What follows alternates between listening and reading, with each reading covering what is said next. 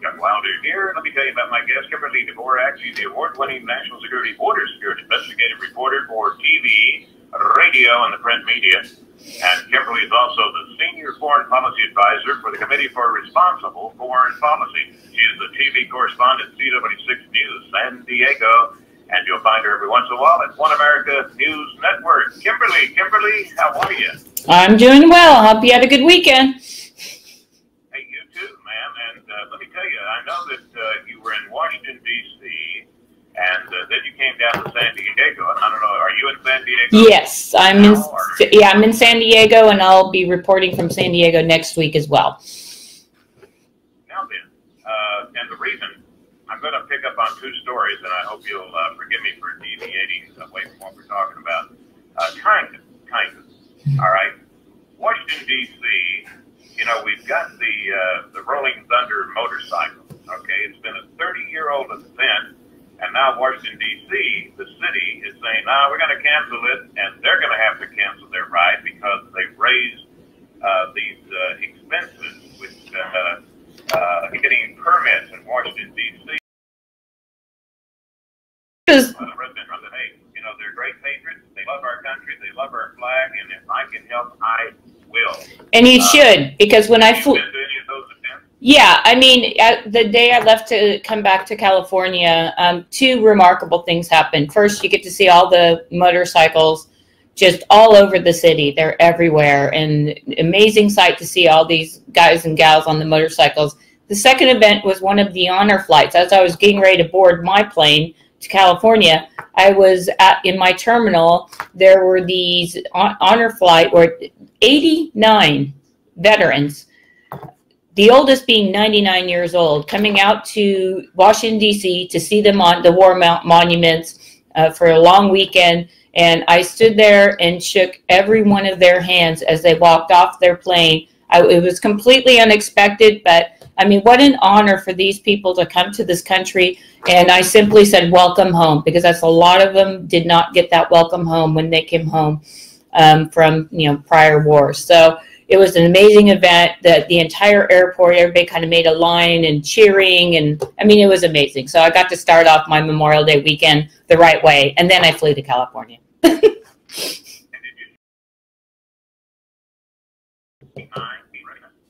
I'm sorry, what? Did you say there were 89? 89, yeah, veterans got off the plane. A lot of them in wheelchairs. Every single one of them, yes. They're remarkable. We wouldn't be here without them. So it's just, you know, they're amazing. Yeah, and it's really terrible, you know, the way people have a lapse of memory. Yeah. When it comes to that, you know, it's just unbelievable. Yeah. Now then, if you're ready to read this, Kimberly leaves the great patriotic city of Washington, D.C., and you remember when Trump got in so much trouble for talking about the S countries and stuff like that? Well, guess what? I've got a story here. You fly back to San Diego, and here it is. What is the date on this? Let me see. This was yesterday. Yep.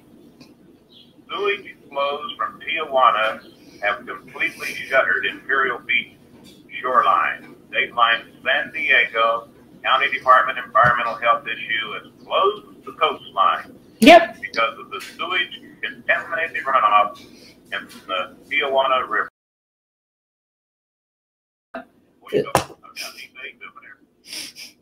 Anyways, yeah, I mean, the other thing here in San Diego that's going on is you've got County Board of Supervisors. You have all kinds of different, you know, local municipalities as well as statewide people saying, look, again, like we reported on last week with New Mexico begging for federal funds on this, saying the same thing, that now, you know, we have a health crisis because the detention facilities are so full, these people are getting sick and catching the flu, and now that's requiring hospitalization, a lot of antibiotics, and the county just doesn't want to pay for it. However, if you're a sanctuary city in a sanctuary state, get used to it, because that's where your money will be going from now on, to take care of people who are coming to this country without going through the legal, lawful process, because as we know with the political asylum, they have to go to the first country, and the vast majority of these people are coming from Central America, so Mexico is where they need to be. I'm going to take our break. We'll be back. And speaking of New Mexico and the border and the wall, yeah, a group got together, private group in New Mexico, and constructed their own wall. We'll talk about that much more.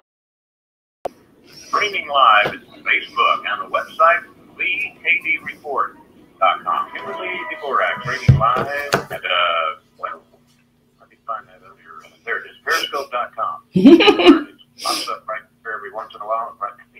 Periscope.com, and of course, Facebook. You know, you talk about, you know, the border, right?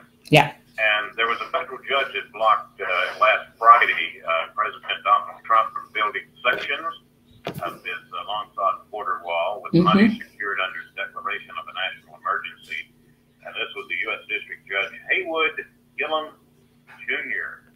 And his order applies to two projects that were scheduled to begin as early as last Saturday and replace 51 miles of fence in two areas on the Mexican border. Now, I don't think that fell into the category of the one that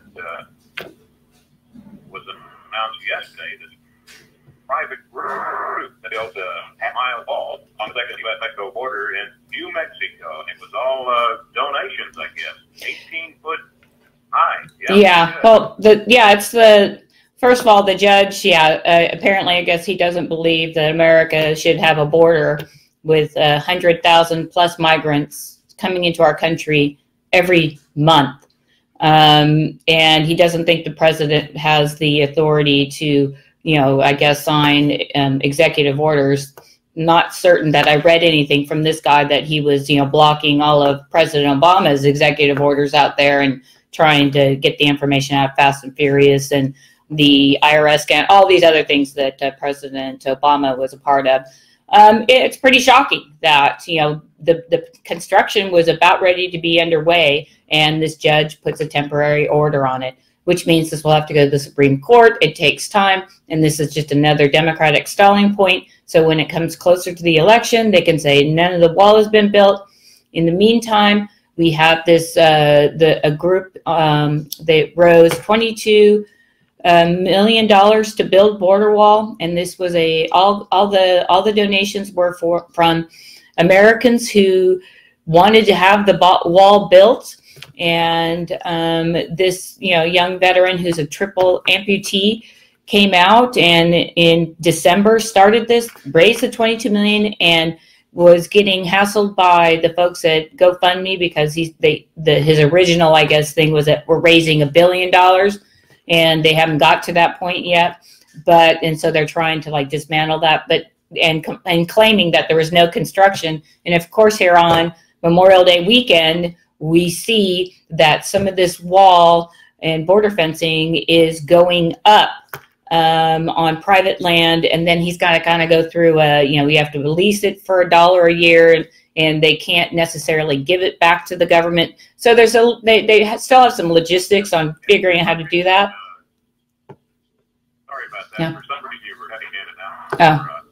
Bad signals. It's probably, you know, the other side is sending pigeons up to block our signal or something.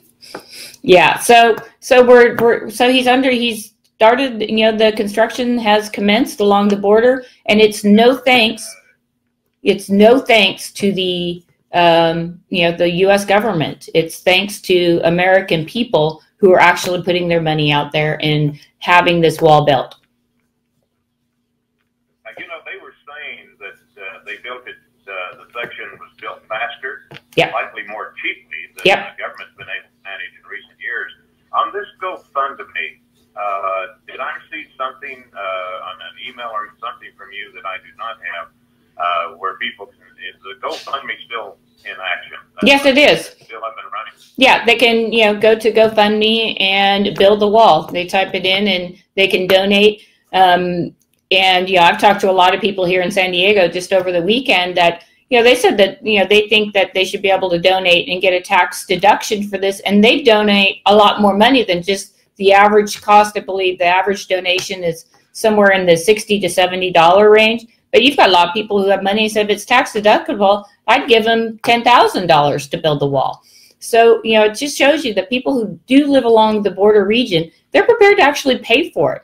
And it's pretty sad that our country and our government, and, you know, in D.C., there will be no lawmakers in town for the next 10 days. That's why I'm back in San Diego. Nobody's working.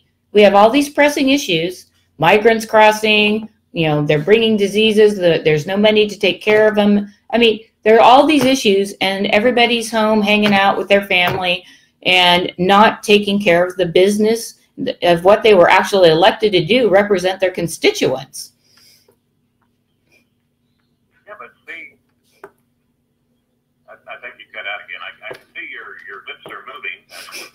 But anyway, you know, it's the Democrats, because, as I always say, you know, they've got to get it in their little head sooner or later, you know, Hillary lost. But, you know, right now their primary thing is investigating the investigators who did the investigation and they didn't get the results they wanted. And their insurance policy, you know, that would be Hillary's dossier that she paid for from Spiel. That didn't work out.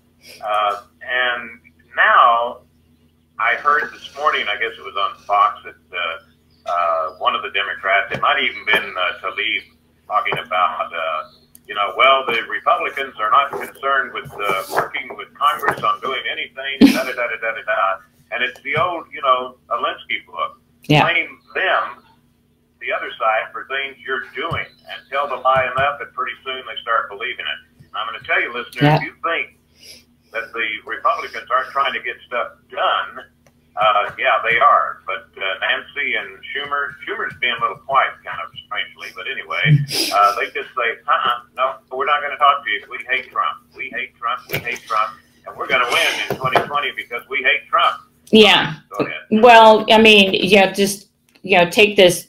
Democrats, I've been going to a lot of different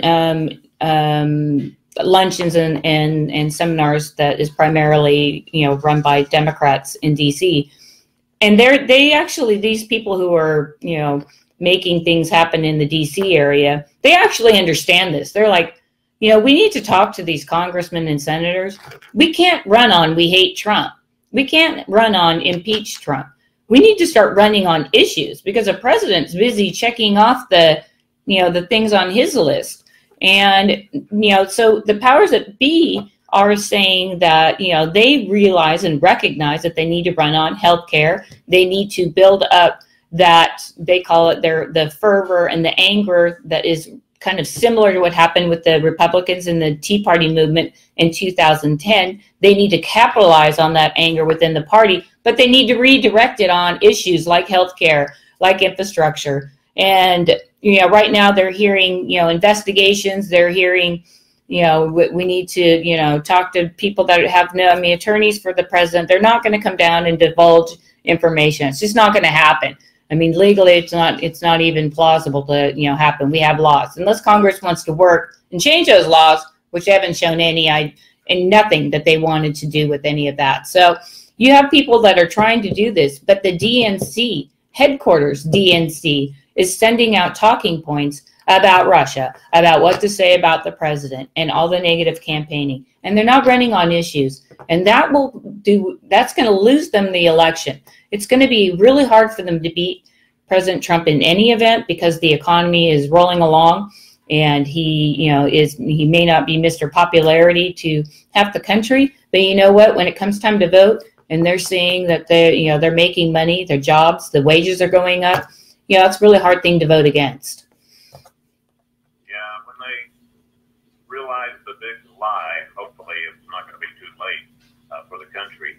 Hey, one other thing here on this, on the border and the whole thing is, you mentioned that the Sierra Club has a coalition of communities, and they are bringing lawsuits to halt the border construction. And talk about the phoniest organization behind, you know, don't build the wall and keep the immigration flowing. Yeah. Well, yeah, we're looking at all the trash and the race streets. Exactly. And this is what this is what they don't recognize, that, you know, that there are consequences with people crossing the border illegally and going across, you know, regions where they may have butterflies they want to save, or lizards, or whatever the animal of the week is that they want to save. These people are going by there, and they all have to use the restroom, and there's no restrooms out there, so they're doing the amount of environmental damage, you know, walking across maybe endangered plants out there. They're squashing them and killing them because they don't have any care in the world about what they're doing. They leave, like you said, they leave the trash, the paper, the plastic, you know, and it's, you know, for the people who say they're the party of environmentalism, you know, they ought to be really concerned about this and say, look, you know, exactly. And, you know, you've got 17 other states that are, you know, trying to like sign on to this lawsuit. And it's like, you know, it's got to be, I mean, I guess they take us for fools. They think that Americans are going to say, hey, it's climate change, so we need to make sure that we don't build a border wall. I just think that, you know, it's going to come down, and we've got 18 months to go to the election. They're going to continue to do these silly things. Voters are going to continue going and dropping their kids off at school, going to soccer games, dismissing what's on mainstream media. And when it comes time to vote, the polling won't be correct like it was last time, and the president will win again, because people, like, they see this as complete nonsense. And I'll just want to say one thing about California especially, is we sit here in one of the most probably environmentally friendly counties in the state, in San Diego. And an example, they're going to be putting roundabouts on Coast Highway here in San Diego, roundabouts. And then, you know, they changed the parking. It's not only going to create traffic, people don't know how to use roundabouts here, but it's going to create pollution, because we're going to be on the road longer. So I don't even know if these people get the fact that, as you know, if you're in your car longer, you're going to have a larger footprint. So these are the silly things that they think that they're coming out and they're going to be environmentally friendly on all of this, and it's going to have the absolute opposite effect. You know, I always remember, we go back to law and Sierra Club and different things that the government does. I guess years ago, they built this giant antenna in Arizona, you know, that was going to track asteroids or whatever. Yeah. And unfortunately, it was built on the top of an anthill, and the government decided they had to move it, right? Yeah. And finally, I think the wiser people said, look, the ants will know that they can't get out of their original entrance, and they'll make a new one. Don't worry about it. But, you know, sometimes, not sometimes, most of the times, I guess, these government people just don't know what's going on and what's happening. Yeah. A very important story you came up with, and we got to get this out, because I hadn't heard anything about this. Yeah. But the headline: chemical attack was not committed by Assad. And this is according to an MIT professor. Tell me about the professor. The guy's pretty credible, right? Yeah. No, I mean, I've got the report here. I met with him twice last week. And I know that we talked about on your show, and I've written a lot of stories on this topic with Syria, and we call them false flags, that we still don't know what group or organization actually, you know, gassed the people in Syria, but we know now it wasn't the president, Assad. We found out through an MIT who's a scientist. He has nothing to do with politics whatsoever, and he's kind of, you know, fallen into this. And they have taken satellite imagery, you know, things like wind direction, looking at the site, all the photos, all the interviews, everything, and they came out with a report stating that Assad did not commit this act. And we don't know if it was perpetuated by terrorists. We don't know if it's perpetuated maybe by Iran, maybe Hezbollah, maybe Al-Qaeda. It could be Saudi Arabia. I mean, there are any, you know, pick your country that supports terrorism and figure out, you know, if they were the ones that actually perpetuated this. But, you know, they did exhaustive, almost a 2-year study on this, and the conclusions were absolutely absolute. And in science, there's no really gray area. So they were able to conclusively say that these attacks that resulted in, America launching 100 Tomahawk missiles into Syria, causing more death, more destruction.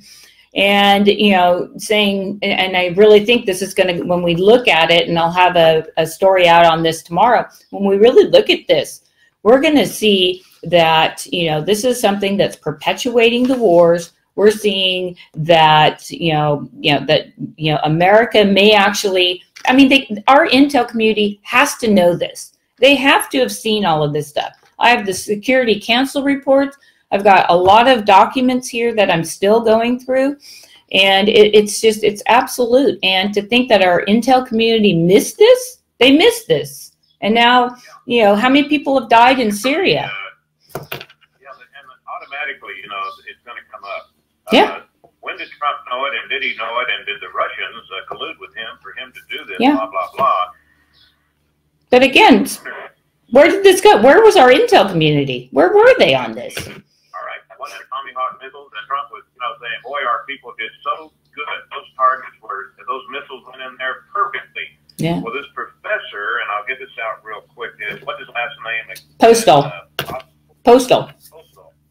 Yeah, because he said, if I were advising somebody as I did when I was in the Pentagon, I advised the chief of naval operations, and part of my job was to take technically detailed analysis and translate it into information, and listen to this, that could really be understood by an intelligence non-expert. So if you're an intelligence non-expert, yeah, kind of wondering, all right, but we're going to continue with the rest of that story when we come back. Kimberly Dvorak, D-V-O-R-A-K, Senior Foreign Policy Advisor for the Committee for Responsible Foreign Policy, and the website is VKD Report, and she streams live. Everybody's the Wilder CRN with my guest Kimberly Dvorak. And Kimberly, I got to tell you, very little time here. Yeah, I just how the post. Go ahead. Good. Let me just do 3 points real quick. This is a Security Council report. The weather pictures that our people on our side took. Here are pictures of those bomb attacks, and this is where the clouds are going, and you can see which direction. It's 180 degrees the opposite direction as to where those clouds were going. And there were some goats and birds that were on the scene as well in the area that did test positive for sarin. And here's another, it's kind of a little bit graphic if people can't see this, but here it is, and you can see the drag marks where these things were dragged into this site location. So I just want to kind of, say also the last thing is that the crater where they said that the sarin was dropped, the actual crater, the U.S. does missile testing all the time here in the United States, and the crater that was left there in Syria at the one site where they say there was sarin, the alleged sarin attack, there is no way that crater was created by something that was dropped down from a bomb or a barrel bomb or whatever it is they're claiming, because the U.S. actually does testing, and we take pictures of all of that stuff. So there, I gave my quick pitch there on that. So the science is on the side. Unfortunately, Assad got blamed for this. He's not a great guy. But in any event, someone's lying about what happened over there. Well, and the Democrats are going to pick up on this. Somebody's lying, and what did he do, and blah blah blah. Anything they can grab hold of. Yeah. And I just want to remind you people on the left. Remember, your President Clinton bombed an aspirin factory. Yes. And you might say, well, what were his sources? Why would he do that? Well, the reason is so that you wouldn't watch Monica Lewinsky testifying against him. That's my bottom line synopsis on that one there. This is very important. Now, when you say the drag marks, that would be from the tanks that had the gas in it? No. What I'm talking about is they staged the entire scene. So they drug in goats that had been infected with sarin. They put birds there that were infected with sarin at some third-party location, and they drug all of this. And you can see the drag marks. You can see the actual crater site where they say this 500-pound missile went into the ground. And it's the size of it doesn't even remotely reminiscent of any of the testing that, and again, our military tests this all the time, and we take pictures so we know what these things look like when they hit the ground. Well, normally, I'll tell the listeners, and there's a lot of editing done on the replay of all of this and everything Kimberly works on. But normally she does her report on Mondays, and because of Memorial Day, we did this report on a Tuesday, and next week she'll be back on our regular time, I hope. Yeah. And I believe we might be following up on this one because I think there's going to be a lot going on, and there's one person that knows what's going on and getting to the bottom of it. You're listening to her, Kimberly Dvorak, D-V-O-R-A-K. Wow. Thank you. In San Diego, and you'll be there for another week. And back to WDC. Then I'll be back in DC next week.